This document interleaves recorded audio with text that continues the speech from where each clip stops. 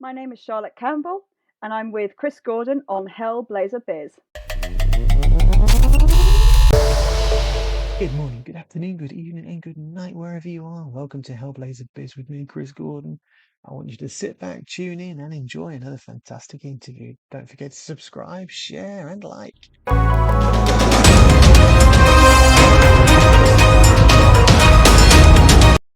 Hey everyone, as you've heard, I am here with the actress Charlotte Campbell. Looking to talk about her career and find out more about her and bring you more of her personality to you guys. So welcome, Charlotte, and thanks for joining me.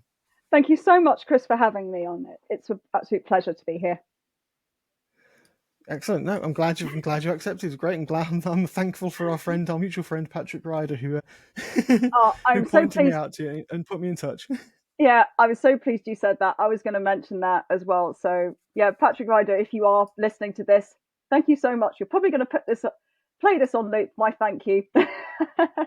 But thank you so much for helping to fix this together. And yeah, I'm really excited to talk to you, Chris. Yeah. Fantastic. Thank you. I'm excited to talk to you as well. Yeah. And, yeah, Patrick's a wonderful guy. Hmm. He's brilliant. He's been on as well. We had a good chat about the X-Files. Oh yeah, you guys would know a lot more about it than I do. I'm still very kind of a newbie when it comes to the X Files, but I still love Gillian Anderson and all of what she does. That's brilliant. Oh yeah. That's cool. Yeah, she is fantastic. Yeah, I mean, I grew up on the X Files, so yeah, I've got to say that was, yeah, I'm a geek. Yeah, Okay, so I've got a whole load of questions, amazing. which I'm going to surprise you with. But no, they're not there. But just to have a nice, basically chat and just find out more about you, Charlotte. That would Yeah, be great. amazing. Cool. So the first one is, what kind of drew you into the world of acting to begin with? Because it's a very niche sort of lifestyle choice, isn't it? It's not a job; it's a lifestyle choice. Absolutely. I guess the first time it was when I was very young. I initially wanted to be a singer. That was my first dipping my toe into really performing. So I was always singing along to songs I'd heard on the radio, and I'd just try and mimic them. And so, like singing along to Britney Spears and Steps and all of those things. And my first kind of proper taste of performance, where I remember it having a really big impact on me, I was 8 years old, and I got asked to sing in a solo in a carol service at my primary school, and that was the first time I remember so vividly standing up. It was in a little teeny tiny chapel, and standing up Hmm. on that altar and the raised steps and thinking like, oh my god, I'm feeling this huge excitable rush, and thinking like, and I said like, oh my god, people are looking at me, and so it was just and the rush, and so feeling those nerves, you feel those butterflies in the stomach, and you just feel, oh, this is like a kind of a power that's kind of coming alive in me. And I remember at the end of it, and people saying like, "Oh my god, that was amazing!" and thinking, "Oh, that was kind of my first taste where it kind of how much of a genuine impact it had on me." And that was the kind of first taste where I realized I really liked performing in front of people, and that feeling has just kind of never left me. Fantastic. I mean, I've done some stage myself, and Mm, from a little tiny bit as like amateur, and but yeah, I can totally get that feeling when when you do go on, and there's that adrenaline rush of when mm, you're up there, and there's a whole audience of people just sitting watching you, and you're just like, wow, this is it. yeah, The performance bug. absolutely. It was. I was well and truly. It was well. I was well and truly caught it from that point. Excellent, excellent. I mean, you are multi-talented as well. I mean, you're not just an actress. You're choreographer. You're going to digital marketing. You play the guitar. You jazz dance. Of different types of jive. Yeah. You sing. Um, this is just so much. I mean, I'm going up from your resume and things like that. It's just your personal trainer qualified. It's like you're just an all-round superstar of Oh, talent. thank you.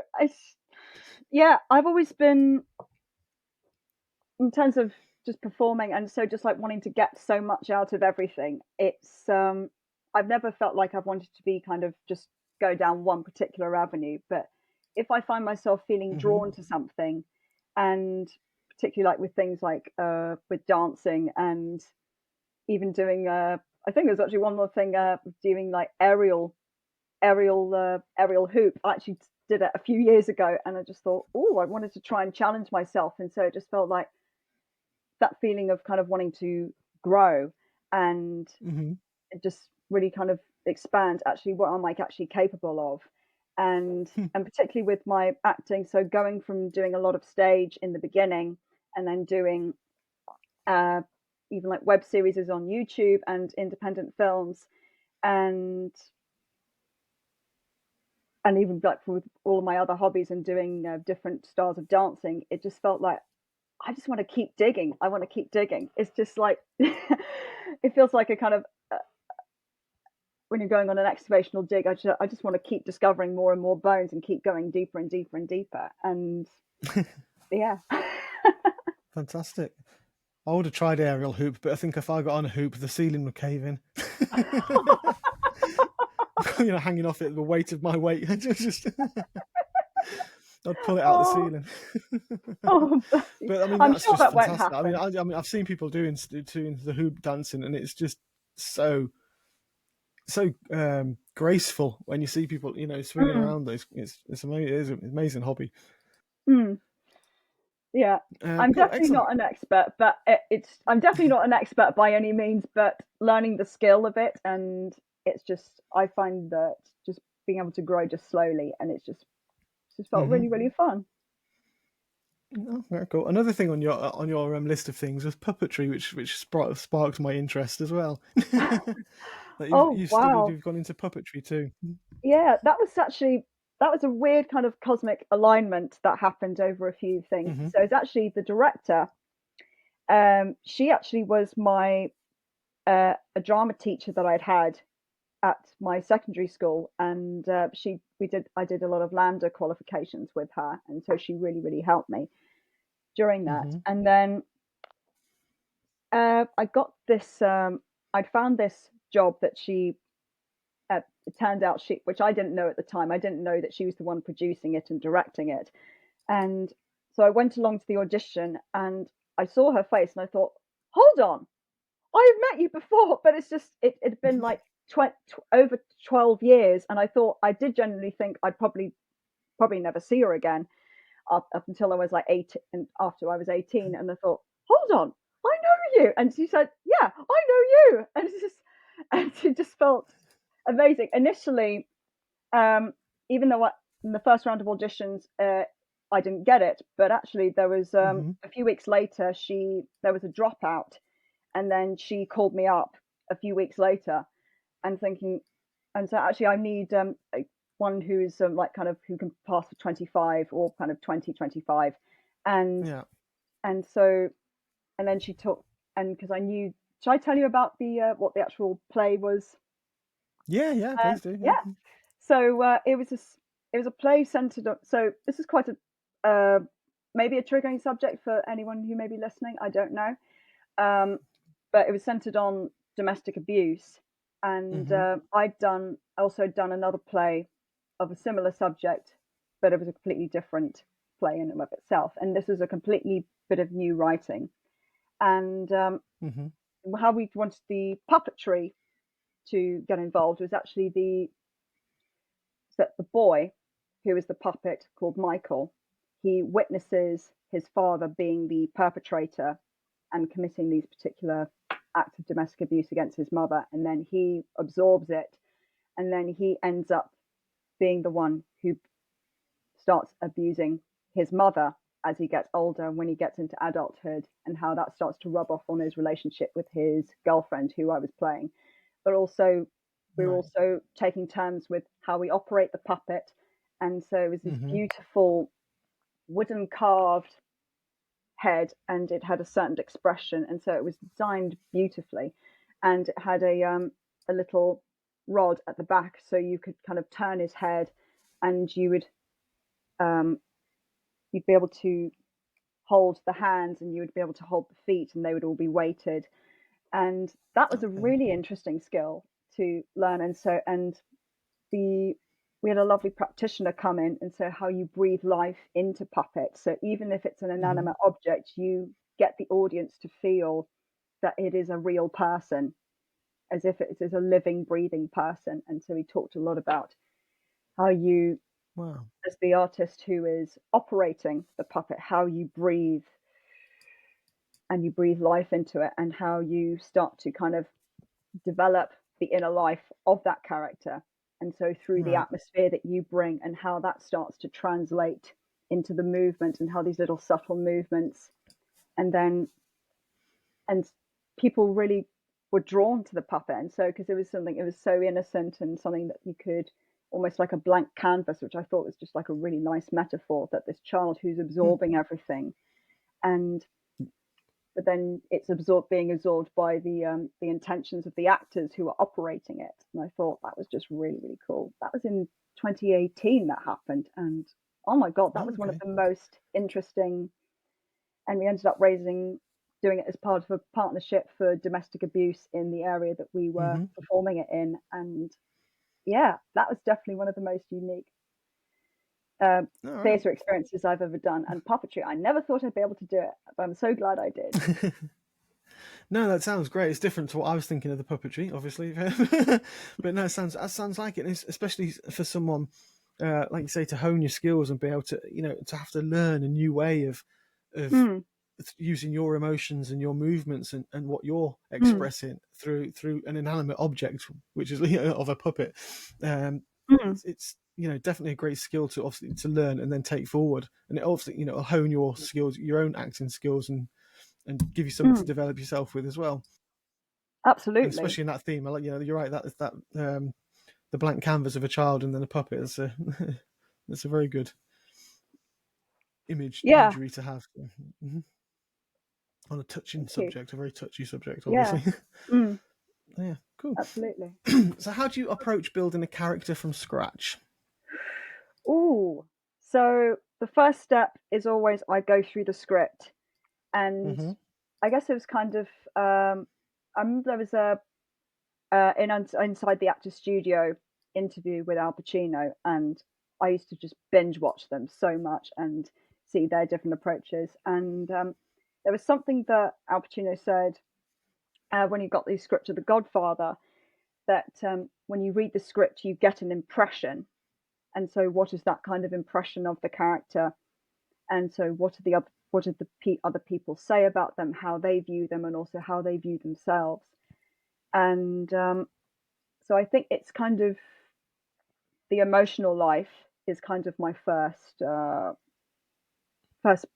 step in the kind of the building, Hmm. so kind of constructing that tapestry of the character, and so how other people view them, and particularly and the words they use to describe themselves, and how they approach how they approach situations. And then I think how does that translate into the physicality, and also how it informs the atmosphere that they come into. um, and so I'm finding, okay, where do they lead from, where do they are they kind of feeling like they need to kind of retreat and hide, do they feel very emboldened, or Hmm. anything in between? And also, are there bits of them that really resonate with me and my own personal experiences, and what are the things that don't? So sort of knowing where I am, how do I help bridge that gap? Are there parts of it that I admire? Are there parts of them that I feel differently about? And so starting to build that map is that kind of, and I think actually a lot of it actually comes from how I work with the actors, and particularly if I'm going into theatre and getting into the rehearsal room, I find there's Hmm. so much more. It gives me a lot of information in terms of like how, okay, I'm starting to kind of dip into that kind of territory with this character, and it depends on like the intentions from the director. And again, it's cut down to a very, very fine if I'm doing things on film, because like you have less time, Yeah. you, depending on how much, if you get either a little bit of rehearsal, or if I get to chat to the director beforehand, like how, what do you, if how do you see the character, and what things you feel like you could explore. And so when I involve other people, that's so the stuff I do on my own, that's kind of the first half, and then how I work with other people, so with the director and how with the other actors, that's kind of the next stage. And I feel that really Hmm. helps to kind of solidify, and I'm able to that get foundation. And so if we're doing like different takes and I have different intentions, and because sometimes I just never know how things are going to come out. And actually, I quite like that you never know what's coming, because sometimes you can actually surprise yourself. And then when you surprise yourself, then you've got the audience hooked.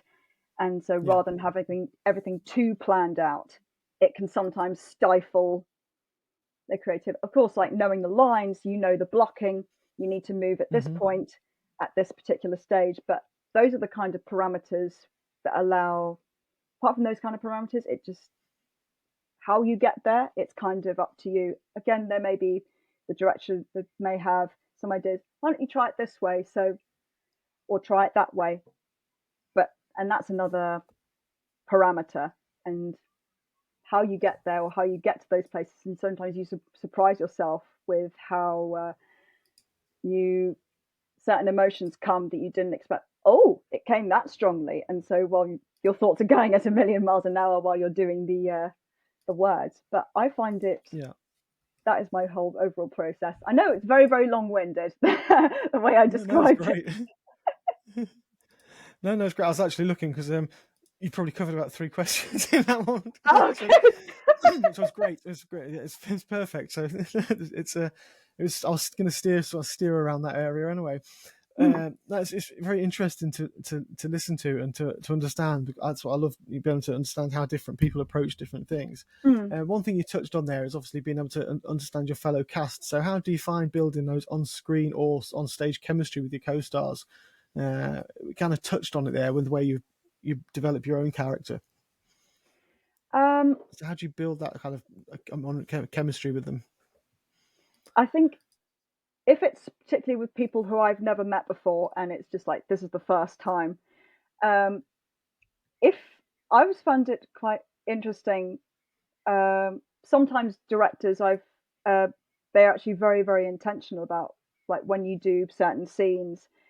And actually, there was I remember uh, seeing an interview with the director of Viva Vendetta, between, and so how they, Natalie Portman and Hugo Weaving, they were introduced, so they were kept separate. They did like individual scenes on their own, and then when they worked together, they actually did the big emotional breakdown first. And actually, it's quite a kind of, even though it feels like, oh God, I've got to do this really big, hard hitting emotional scene, I feel like that those kinds of things, they actually kind of really break the ice. And so you have to be vulnerable very, very quickly. And so you actually start to feel, when you've reached that kind of level of vulnerability, um, uh, you're able to be a lot more comfortable with each other, and you can do the kind of more subtler moments and the more intimate moments. I I Hmm. think just like with the directors that I've worked with, they've been really, really smart about doing those things. And so I think there's also just like, if I really, really listen, and I think there is something when you really, really listen to someone, and when you're doing the scene, and when you really kind of key into them, you feel your guard dropping, you feel their guard dropping, and you feel it. You can really kind of Hmm. drop in, and you can really trust each other. And I feel like that's been a big key, just to kind of help keep those working relationships really, really well. It's like when you play a really good game of tennis, if Yeah. you're fully present, you are fully in it with each other, Hmm. then you're just going to keep playing better tennis. You're going to whack the ball back and forth. Hopefully Yeah, that's yeah, answered fully most of agree your on that. question. It has actually, yes. Thank you, Tom. um, it's great that you're so articulate about it all as well. It's brilliant because it's nice just to get that full experience from your eyes and your angle on how these things work. Mm. Uh, there was another question which I've just read, which is actually we've answered anyway because you've already you've talked through that in your previous bit as well. Oh, good. Uh, how do you handle emotionally taxing scenes or roles? Ooh, it's definitely changed over the years. I Hmm. remember my first one. This was before I'd finished my actor training, and I was just wanting to audition to just to get my foot in the door, and just so I wasn't afraid of the whole audition process. And it was a short film that centered around a young girl who was self-harming. So again, very, very dark territory. I think you're kind of Yeah. sensing a theme, really. And initially, I did think, oh God, that sort of more of the emotion, particularly very emotionally taxing scenes. Initially, I did think like, oh God, oh God, oh God, and but actually, there were the sort of feeling that dread, and there was a particular moment in the film where her parents notice the scars on the inside of her arms, and then she just goes into full panic, and then she runs into the room, and then Right. she proceeds to do that particular act. And I thought, actually, use those nerves. And so it actually was a really good way of channeling that. Um, actually now, and I realized that it was good. It it I was able to use that kind of pent up emotion to my advantage, but I thought actually it's going to be Hmm. too draining and too taxing. And so what I learned, particularly when doing with theatre and getting myself ready for those kind of very big, emotionally taxing scenes, or if I'm playing a character that has a lot of very heavy, that feels very, very heavy, actually, what I do is actually kind of actually drop myself in. And so I put myself, I, I listen to a certain bit of music that gets me into that state. And so, and Hmm. particularly if I feel myself standing too still, it feels I feel a bit constricted, and so I have to kind of just like move my body. It kind of reminds me of what Joaquin Phoenix did before he just about heads off onto the talk show, and so he's behind the curtain, and then he just starts Oh yeah. moving. And so I'm a little bit like that. So, but it's just kind of in the corner. So if I need while they're doing the setups, or I'm about to go on stage to do that scene, and so it's just kind of find a quiet space. So either like 5 minutes before, or 10 minutes before. So it just kind of gets me out of my head, and it gets me into my body.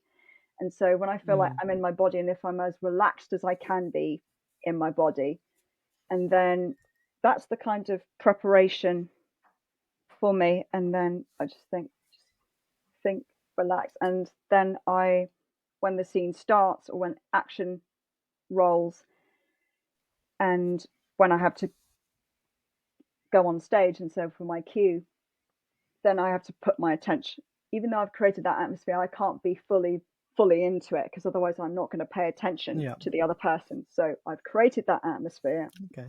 and then I know I have to put my focus on the other person in the scene, and then Hmm. really listening. And again, there's something, like we said before, sometimes I surprise myself, and sometimes, like, I remember my first big stage role was playing Nina in The Seagull. That was a huge rite of passage. That was just, and particularly doing the final scene in Act Four, where she has her mad scene, and that was like 10 minutes of Right. moving around, and because the and actually because the physical preparation was kind of key of it, and the director, he Hmm. wanted to play around with different levels of her becoming the seagull, because she goes into this very kind of almost schizophrenic speech. All the thoughts are very kind Right. of disconnected from one another. And so it was a bit of a challenge to Hmm. learn. But I thought, okay, how can I link all of those things together? But it was also kind of punctuated with saying like she is a seagull that's been shot down.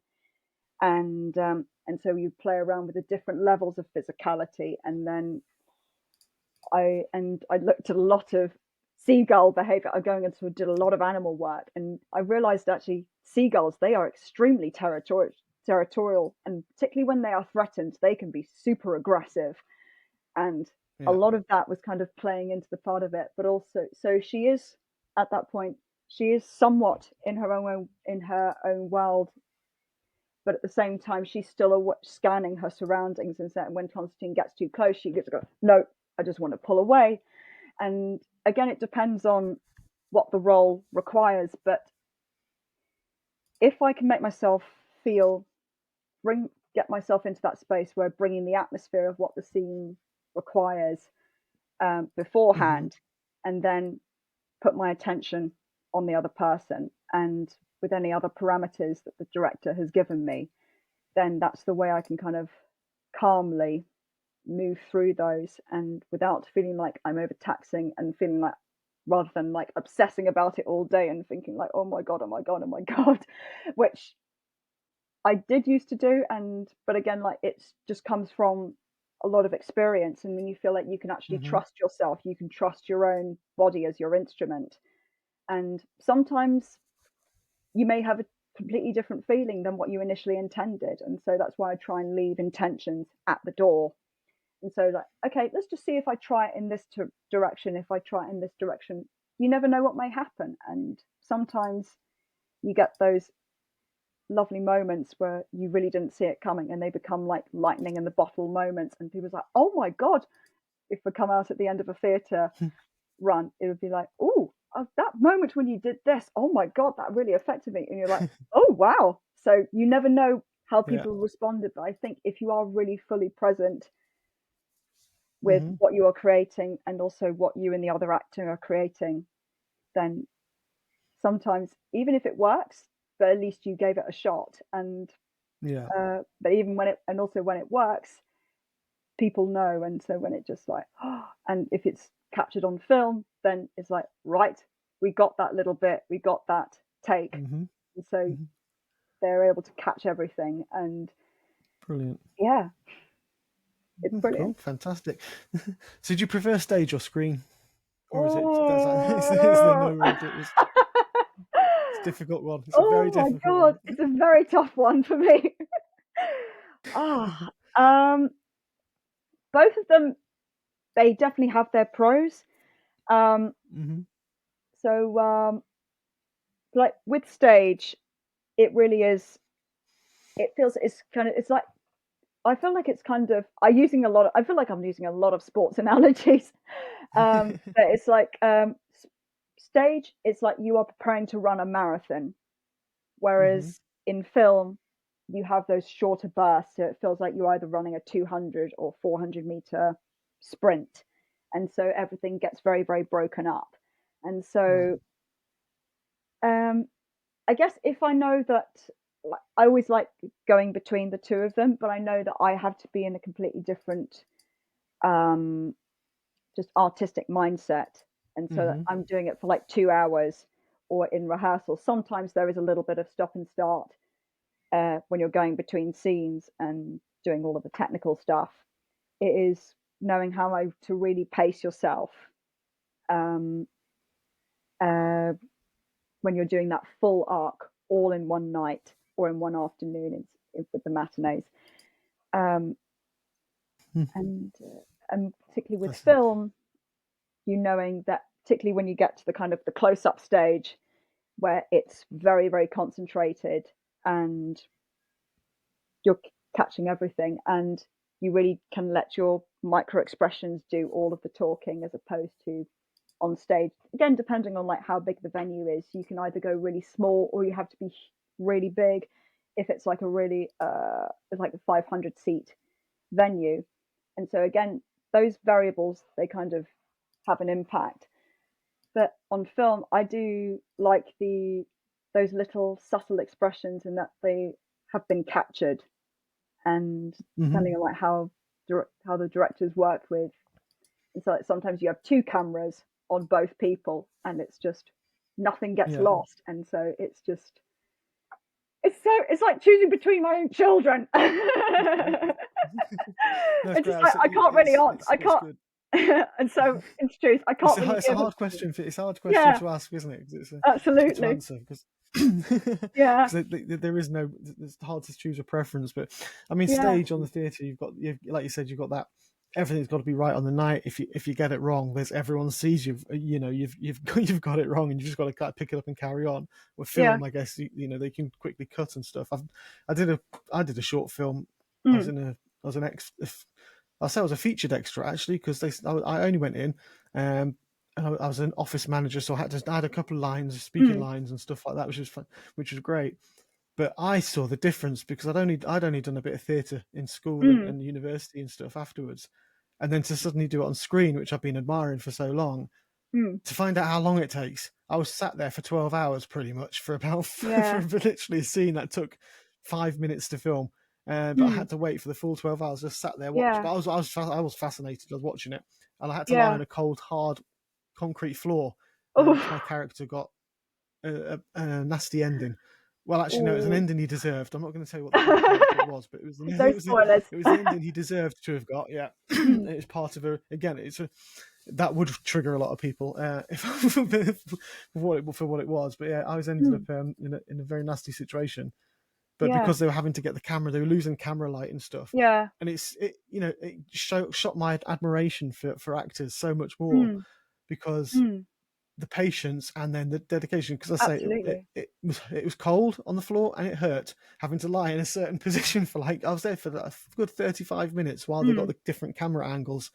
And it was an experience. I'll say Yeah. that. Yeah. I'm really glad you said that. And so it, yeah, like with the kind of the time in between setups. And so those are the kind of moments where you really have to, I find I really have to kind of keep myself either physically free, and either Hmm. I will either chat with any of the actors who are not involved in it, or if I feel like I need to chat to people just to keep the energy light while they're in between setups.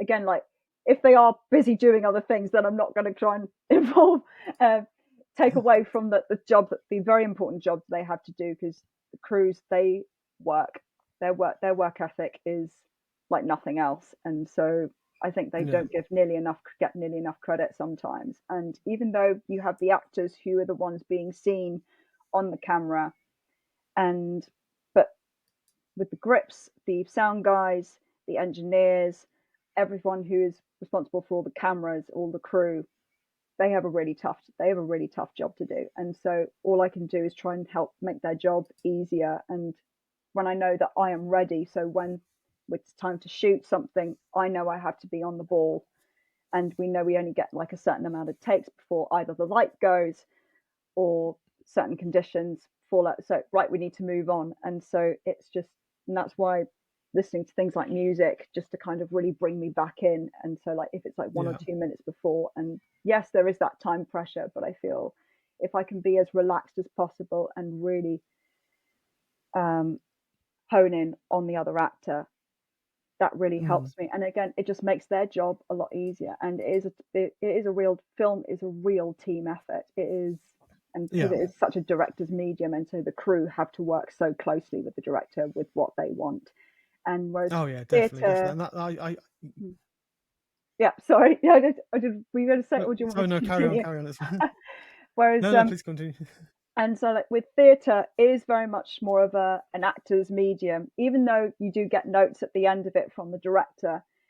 It is kind of largely in the hands of the actors when you are on stage, that okay, like if you need to adjust or uh, either bring up the volume, so you have a little bit more um, uh, more in control of the whole performance. And again, if you need to Hmm. bring up the pace or slow down the pace, and if you feel like, oh, we're kind of losing a bit of energy, and then you need to, it's a bit more on you. Whereas in theatre, but whereas in film, it's so much more precise, and having everyone really working together, it's because everything, when it doesn't work together, you see it on the screen much more. And Yeah. so how you all the cogs kind of mesh together, so the actors working with the crew and with the lighting department, with the costume department, with the DOP, all of those cogs really are integral.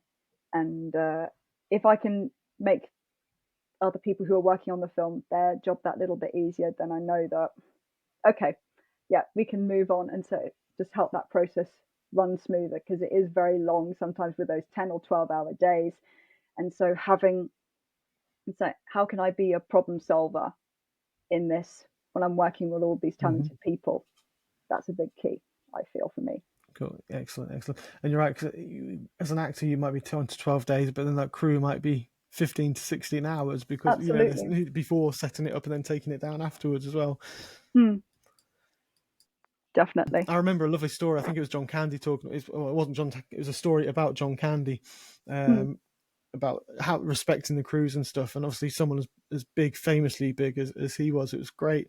I think they said they used to work on a film set in Vancouver, and they were unloading all the trolleys full of all the equipment, and they didn't know who he was. They just said this guy came over and started helping, lifting all the trunks and all everything and just putting it onto the trolleys and moving it all back.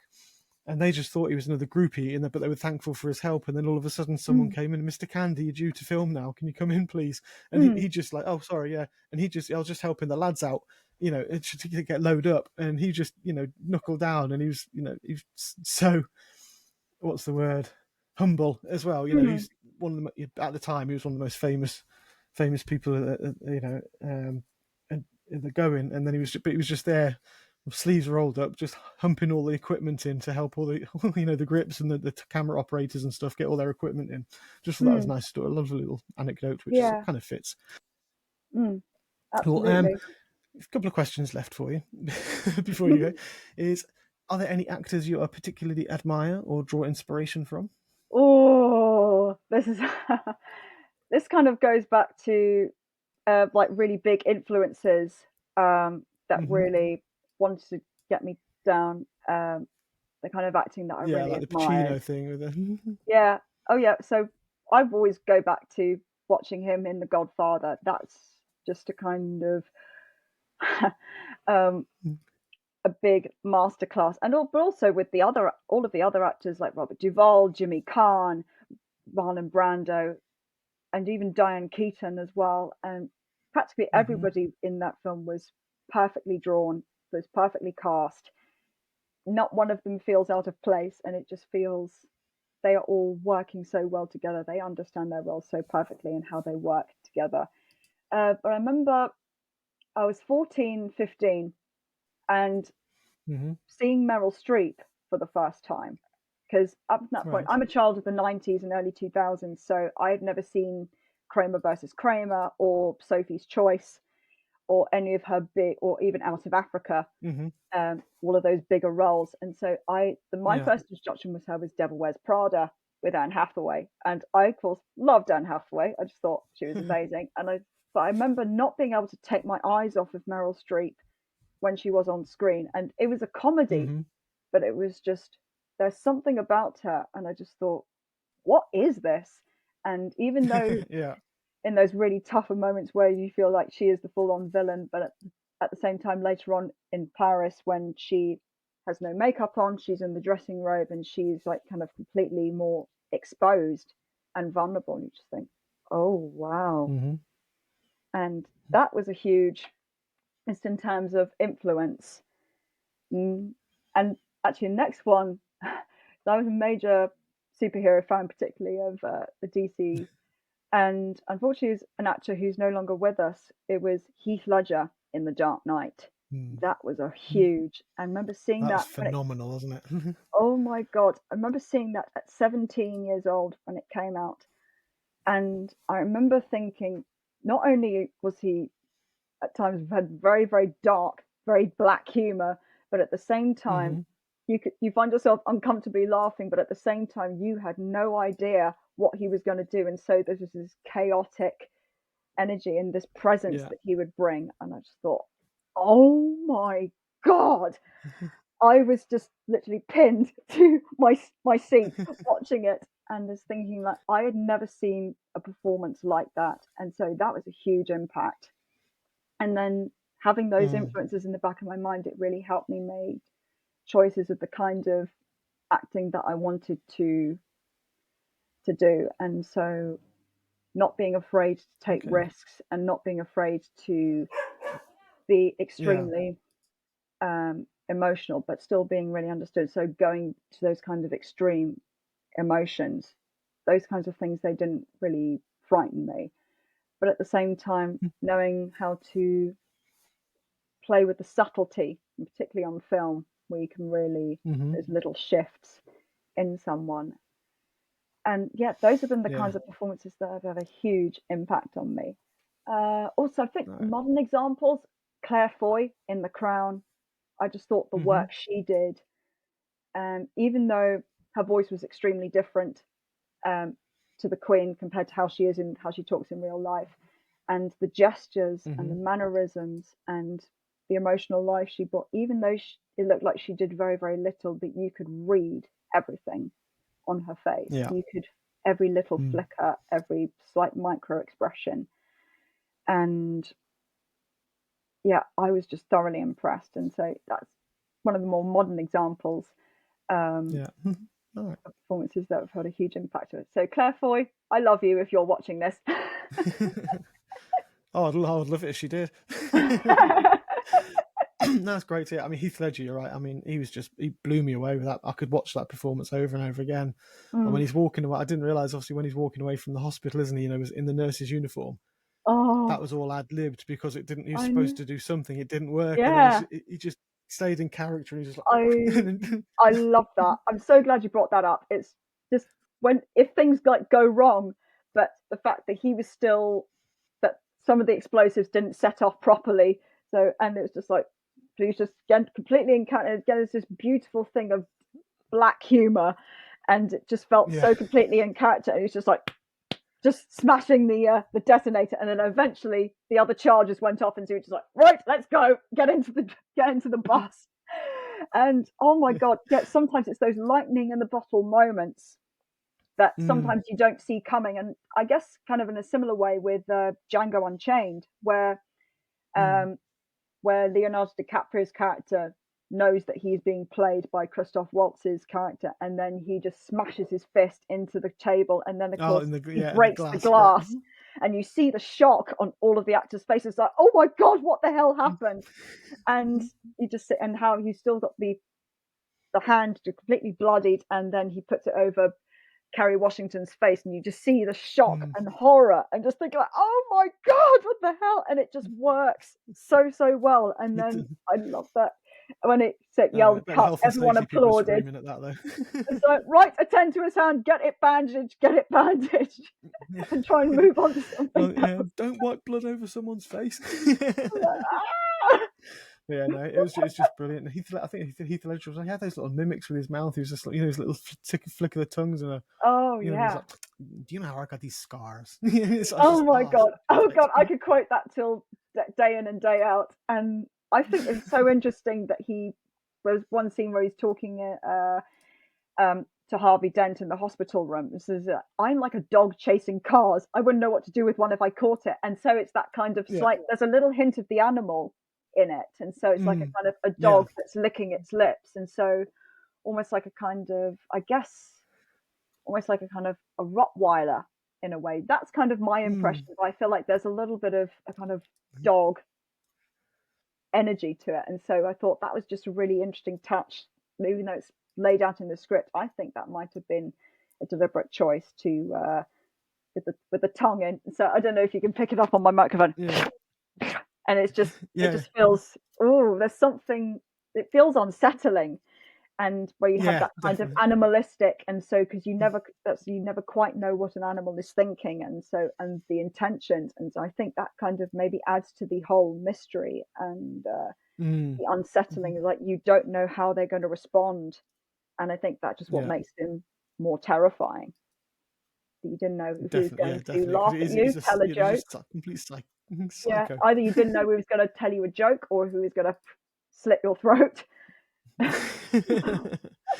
I know, it's the pencil one always gets me. It's like, oh my god, oh Jesus, oh my god, my reaction to that, I was just, oh my god, what just happened? So my brain just trying to compute what happened, and just thinking, and then it did so quick, it was gone. So quick. It's just, oh my word. I just like, I didn't want to move. It's like, oh my god, what's happening? And my brain trying to wrap my head around. Oh my god, that was an experience to see that the first time. Oh, definitely. And last thing for it is kind of a bit of advice from you to people, actually, is what advice would you give to people who are just starting out in the industry now? I'd say for people who are starting out, and even though it feels like there's a lot of trepidation, it's like, oh, am I going to be good enough? And thinking like, what do I have to offer? I think it's having that trust in yourself that your own instincts as an artist are valid. And again, you can still keep honing those instincts, and also knowing that I am actually valuable because of my own instincts, my intuition when I read a script. And so not being afraid to really lean into that. And so, because there are going to be a load of auditions that you're very not likely going to get, but it's actually kind of embrace it. And so, because knowing that if you do the best job you can, people will remember you, even if you may not have been right for a certain project. They will still remember you because of how good of a job you did, whether you followed direction or the particular spin you put on that character. I'd say it's just like you never giving up, and it's like a little bit more of a mixture of having the opportunity, preparing as much as you can, and also having that confidence in yourself. Even though we're all works in progress, we're still working on things. There's still a lot of techniques which I can still refine, but I think just fundamentally knowing that what you have as an artist is valid, and nobody has your artistic voice the way you do, and trying to be someone else, like trying to be the next Judi Dench is like nobody does Judi Dench better than Judi Dench, and so how can you actually be the best artist that you yourself can be, really? And not being afraid. And again, even if you get knocked down, and so thinking of failure as it's just a redirection. So it may not have been the right thing for you for a reason, but it's important to notice that. Again, I'm going to sound like I'm quoting the end of Legally Blonde, is like you always have faith in people and their judgment, and most importantly, you're always having faith in yourself. And I'm directly quoting Legally Blonde, so I'm so sorry. That's all right. So I'd say that is, and not being afraid to, and again, not being afraid to meet people, because you never know where connections may lead you. And so, like, actually, when I met Patrick Ryder back in 2018, I didn't know that it would lead me to this. And so I think it's just like, if you know that you are a person of integrity who works hard at what they do, and tries to make things easier, and particularly being a problem solver, how can I help out? How can I make your job, working with a director or anyone else, how can I make it that little bit easier? And so not being afraid, again, like you said, being humble and saying, like, actually, yeah, I'm a little bit out of my depth in this. And you don't have to not having to apologize for yourself, because even though there are parts of you which you feel like you were a bit rough around the edges, if you feel like you are going to, when you really, truly, to the core, in your bones, accept yourself and who you are as an artist, eventually it starts to translate out into other people. And I feel like the right people do start to come towards you, and they're going to be the right people and that you encounter on your journey. Brilliant. Thank you very much, Charlotte.